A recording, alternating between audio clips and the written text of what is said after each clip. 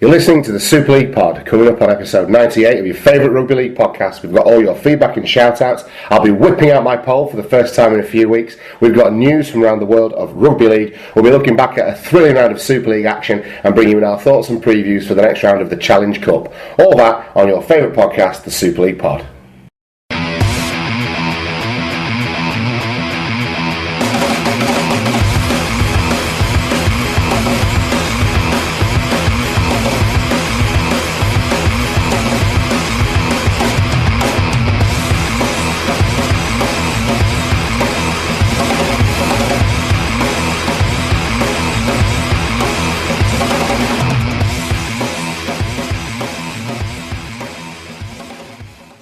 Episode 98, Mark. Welcome along. How's it going? I'm alright, thanks. How about yourself? Yeah, not bad. Had a good bank holiday weekend. It feels weird being here today. Not really. Well, not today, but because it's bank holiday Monday, it hasn't felt like a Monday because I've been at work and all that lot. So it kind of feels I'm a little bit discombobulated at the moment, but. Fair enough. Did you have a good birthday on Thursday and the weekend after? It's sort of been a bit prolonged, really, over the birthday weekend. It's been good. Yeah, the highlight was probably we talked about Ben Brazil last week for I think it's Rodizio barbecue or whatever they call it. But that was just insane. That was delicious and lovely and lots of meat and Liverpool. Lovely little city. I've never really been out in Liverpool, you see. Yeah, it's nice. So, like down on the docks and stuff, it was... it's not a bad place, is it? It was alright, yeah. I was pleasantly surprised. I thought... But I got, shown some of the places where they film, Peaky Blinders and stuff like that as well, which was apparently on the docks there in Liverpool. So, more about that later on. But, fair enough. But no, so it was tremendous. Good weekend. Good to hear. All round, really, yeah. What about yourself? Have you been up to much? Not really. Alright, fair enough. Emma's been poorly all weekend. Oh no. Yeah, I went to we've mentioned Cass on the show before. Yes. So he's moved house. Was he? So went to his housewarming on Saturday night. That was eventful. I wasn't drinking though, so you didn't. I was the designated driver. Nothing bad befell you then. No, I got to watch the oh dear. Idiocy. Fair enough. Hello. Yes. No, but you can make up for it this weekend coming though, can't you? I'm sure that when you jet off to Bratislava. Yeah. Well, I'm pretty sure the people who are making idiots of themselves on Saturday will be making idiots of themselves in Bratislava. Oh, but you'll be able to join in now, won't you? At least, which exactly. Is so fingers crossed that you get back safely on Sunday night and that we don't have. A repeat of Barcelona shenanigans. Absolutely. Right. Still not had any money back out of EasyJet. Have you not? Not yet. Right. And were you delayed pushing? You got to keep, well, we can't. Oh, a day, weren't it? Yeah. Well, it was 10 minutes short of a day or something. Anyway. I hope that's not significant, that 10 minutes. No, it won't be, no. Okay, fair enough. It's just how much they try to prevent you from being able to... They basically hope you'll go away. Is what my understanding of the tactics are. I see, okay. So if you don't go away, eventually you'll get there. I'd hope so. Good stuff, well, good luck with that. Who's been getting in touch? We've got quite a lot of feedback this week, Mark. Yes, we'll start with Al Wicks. He said, great show this week, and like you mentioned, it's great to hear from other listeners giving their view on different matters.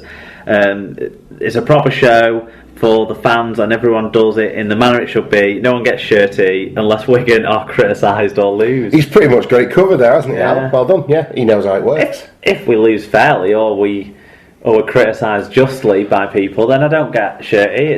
I've been trying to read Paul your Anderson mood. Talks fucking bullshit. Well, he's been joined in that. He's been joined. But he's been joined in the calling referee stakes by Dennis Betts, hasn't he? So we'll get to that one later on. Yes, well, I've been trying to judge your mood today to see how you're reacting to sort of Thursday night's result, but I guess you seem all right. So I guess you figure it's just one of those results. But we'll get to that in a little while. Who else has been in touch? Well, I was just going to say on the point that Al was getting out about different listeners' views. We've had a couple of long form views from Brian Davies, haven't we, in the last couple of weeks? Yes, they're up on the blog to read in their full entirety from Brian. So there was the one we talked about last week about his the Richard Lewis stuff, and then this week he sent an extended one about expansion. We'll cover bits of it when we talk about Toronto later on again. But yeah, so go over to superleaguepod.blogspot.co.uk. You can read. I've called it Brian's back chat. Brian's back chat. Yeah, there's two of those, and there's a new vlog from me up there, so check it out. Yeah, fantastic. And good to hear Brian was wearing his SLP listener jersey with pride down at the London Broncos Bradford Bulls match this weekend as well. Yeah, we saw pictures from a few of the fans, didn't we, with the shirts on. Yeah. A couple of us took pictures of the shirts without them on, but we want to see them wearing them. Yeah, lads, come on. We had Bob and Paul O'Brien. Yeah. They sent us pictures as well of them wearing the shirts. So it's great to see. Yeah. Great to see that they finally arrived. Yes, there you go. Relief. Hey, absolutely. We'll be pursued through small claims court by everybody. That's quite good news, really, isn't it? Right, who else?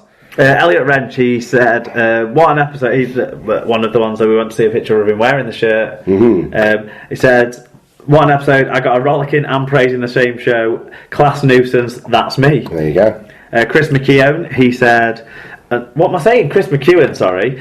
Chris McEwen said, another top episode as ever. No, you're a cock on. We talked about the best episodes last week to put together for maybe a vote for putting one up in the week of the 100th episode, and Chris is the only one who got back to us on that, and he pointed out that he thinks our best episode is Captain Scarlet. He said very, very funny. Okay. So that'll definitely be that's the vote done then. It's in the mix.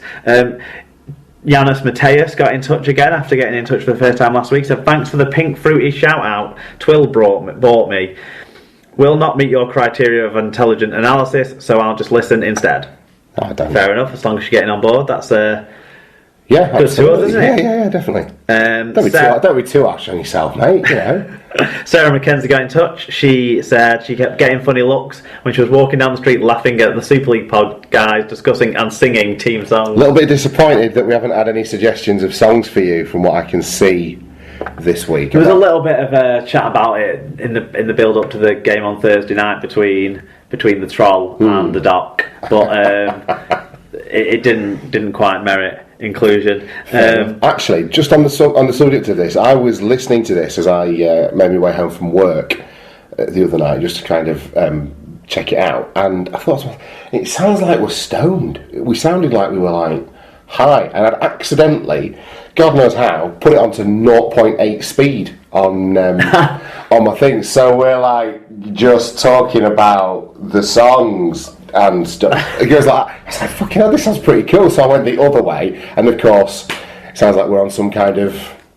A few people do listen to it speeded up, but I don't think we speak clearly and. We speak very well. I particularly noticed that I speak probably a little bit too quickly at times, from what I can see listening back to a couple. So I'm going to make a conscious effort not to shoot off rapidly. Fair enough, so to speak. You should always make a conscious effort not to shoot off. How's that worked out for you so far? It's turned out all right, mate. To be honest with you, yeah. Go on, let's keep I don't believe that for a second. Wally Frogmore got in touch. He said, hearing Mark fire up on singing at the footy, should he really be so angry? I say, whoa, whoa, whoa, na na na na na na. Mark singing at the footy, just to give you all some clarity, you might not be able, you couldn't carry a tune in a bucket, and I think you'd agree with us on that. But I've stood next to you and you've virtually perforated my eardrum with your wigging and your chanting. You get right into. He doesn't let the fact that you're fairly melodically handicapped slow him down. You are as loud. Why would I? No, absolutely. Why would you? But it's the one arena where you can get away with a lack of. To your credit, there have been times like, Jesus Christ, it's been like ringing in my ears. So you do get stuck in, regardless of your tunelessness. Yeah, I think this was more about how angry I got. A few people sort of was a bit worried about me. Basically, I just had no fucking sleep last week because I was up late fixing together the show the night before, and then I had to go into work early. And that's not the case this week because obviously it's a bank holiday. Fresh as the day. Yeah, that's been creeping in over the last few weeks as fatigue. We'll see how we go. Alan Walker got in touch with the first of a few. He said, hey Mark, you've turned on your boyfriend. I said Patsy was shanking him and he could pass the tie to Bosk, and you cried. Now it seems you've chucked him out like a dirty stop out. You should stand by your man. Well, he turned up again this week, didn't he, your boyfriend? So we'll actually talk about that later on because there's still question marks in the kicking bit. But there comes a point where you have to be realistic, you know. Yeah. We all get older. We all lose that certain je ne sais quoi. But the affection should still remain. Goal kicking's the answer because he's not on the pitch full time. That's probably the problem. That maybe the consistency of the other people in the side to be in the team lineup. Because Todd Carney seems to not play away from home, and Thomas Bosk. He's coming off the bench a bit, isn't he? So we'll see. Another one from Alan said, "Good to hear you praising the gift, Tom. Best in Super League this year so far." So Alan agrees with you, but obviously he's got Catalan spectacles on. Yeah. Is that for you? Yeah.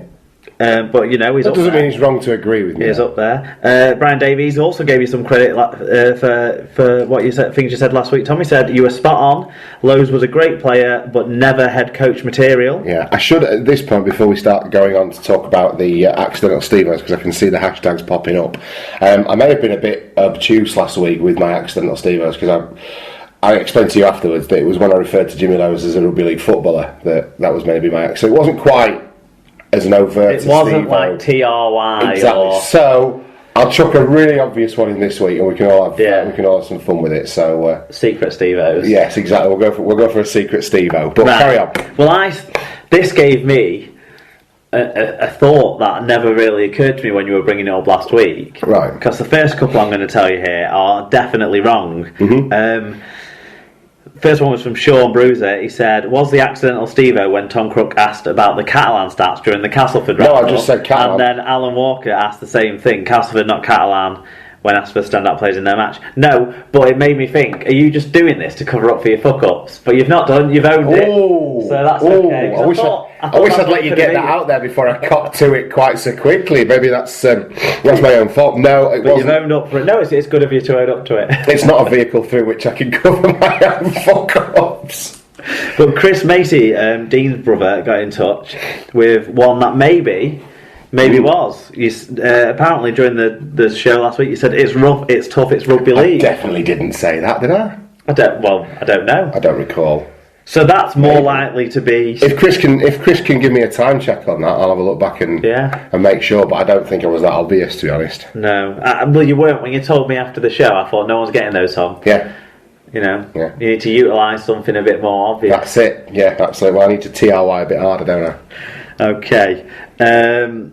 Those ones don't count. Yeah. Paul Campbell got in touch. He said, thinking about the Scotland Four Nations, why couldn't they have played it at Easter Road in Edinburgh? Now, we had a bit more on this sort of theme. So Brian Davies, he said the RFL tried to secure a Four Nations venue in Scotland, but just couldn't strike a deal, hence Workington. He said Workington was a cracking venue for Scotland in the World Cup. Really enjoyed going there for that one. Paul Michael Craig, he had a bit of back and forth with Brian about this. He said, surely they can get 4,000 to 5,000 at one of the rugby grounds on the borders. 5k in Scotland is better than 5k in Cumbria. My hope was the Aussies would play at Pittodrie and freeze their nuts off like I did in 2002 for Scotland versus Nigeria. I assume certainly would. The round ball game. I was assuming that's, I guess so. Yeah. You would be pretty cold in Pittodrie, in Aberdeen, wouldn't you? So practically Scandinavia up there, aren't you? Yeah, but there's plenty of fuel to burn to keep you warm. That's it. So, swings and roundabouts. But yeah, so all decent points there. I guess we have to trust that Brian's gotten in on this, and I suppose if the cost didn't work out right, if one of the Football League clubs in Scotland was trying to push too much for money, or they didn't feel any of the union clubs had sufficient facilities to host an international, then obviously that's where it's fallen short, and they know that it was a success in Workington last time around, so follow the same formula and hope for the success. Dave Cantrell got in touch. He said, on the subject of Coventry, you should listen to the most recent episode of Rugby League Down South. Ian has a long interview with someone from the Bears who has lots of good stuff to say about the Wasps and the Rico. Okay. So obviously, because they've got a game that they're playing at the Rico, isn't there? Yes, in the Bears, do you mean? I think they're playing a game it's a curtain raiser to a Wasps game. They launched this like City of Rugby type thing, didn't they, together? Yes. It's a joint initiative. Because obviously the Wasps have moved there and are trying to build up a fan base. Yeah. There's loads of potential though for the Bears to pick up fans, you would hope. You would say and this will be an opportunity, the double header. So I'm looking forward to it. Yeah, good luck to them. Chris Macy again. He asked us a question, like a little teaser. Well, it's a good one. Little challenge. If you could choose a starting 13 with one player from every Super League team with one extra from wherever, what would it look like? You have to use their main position used this season. Wonder what squad you could come up with and how good your squad would look.